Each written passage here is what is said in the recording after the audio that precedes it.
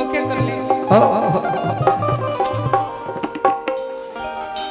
लेकिन एगो अपन भैया के गाना अभी आइल हमारा अजीत हलचल भैया के गाना। हाँ जी सब गाना पसंद आवेला। हाँ हाँ लेकिन एगो आइल वही से हम शुरुआत करत नहीं। ओकर बाद जैसन आप लोग कहे वैसन गाना हम गा दे। कहे कि आप सब तमाम गाना सुननी हो तबला के चट उनका के हिसाब से, लेकिन आप जो कहे वो हम सुना दे। एक बात कहता नहीं, अरे कितना खाट नंद किशोर के कि गोड़ लागत बानी। गिर जाए साफ हमरा एमे हमरा मदद करिए, मतलब हमरा के संभाल लिए राजन भैया। और कि मुरली धर्मा खन चोर के गोड़ लागत बानी। मुरली धर्मा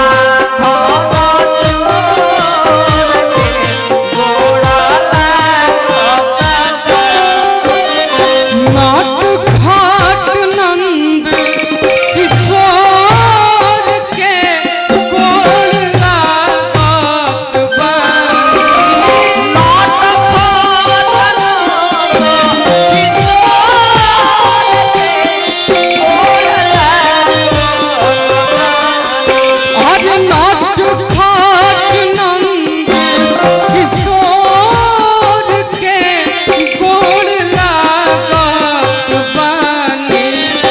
मुरली धर्मा खन चोर के गोड़ लागत।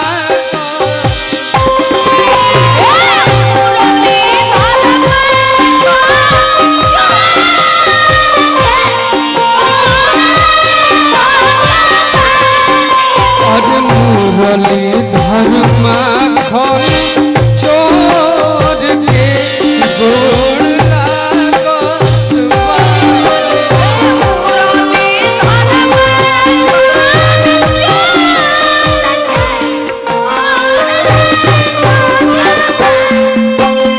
हारल अमारल के जाके जे तरले।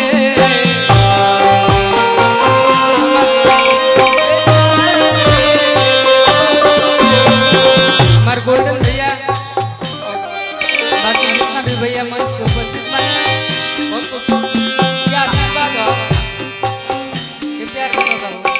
हारल अमारल के जाके जे तरले।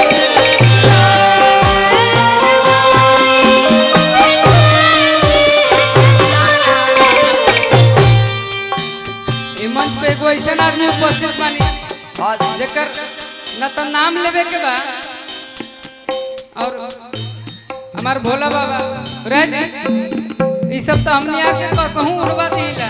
हाँ, हाँ। खर्च कर दिला। हारल अमारल के जाके जे तरले।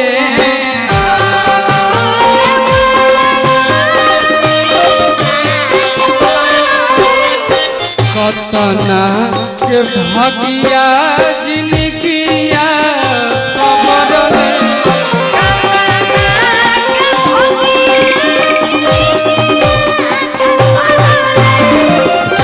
ओही के दुनो हाथ जोड़ के गोड़ लागत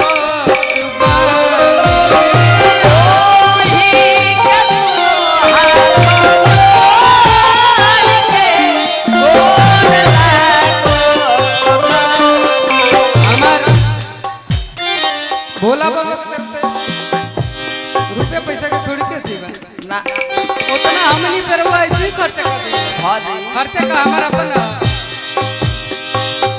ओही के दोनों हाथ जोड़ के गोड़ लागत बानी।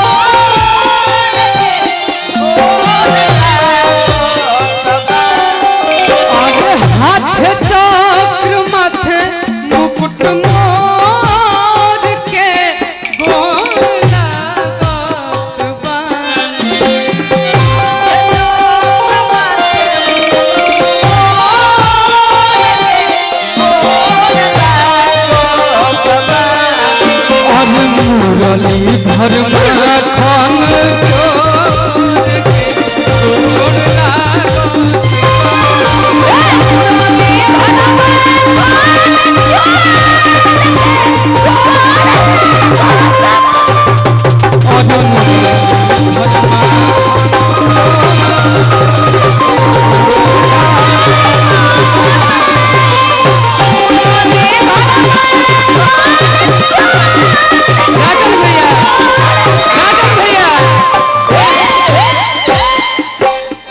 मुरलीधर माखन चोर के गोड़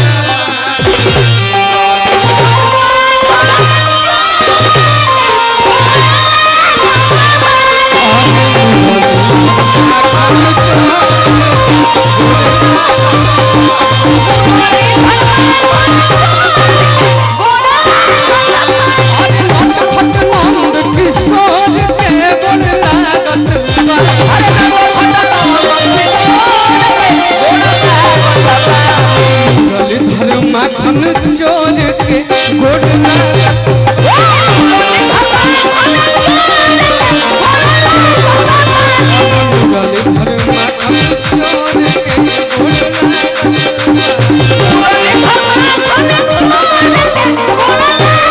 बाला के राज रखी लाल के बचाई धर्म संग दिल के बचाई के तुम हाथ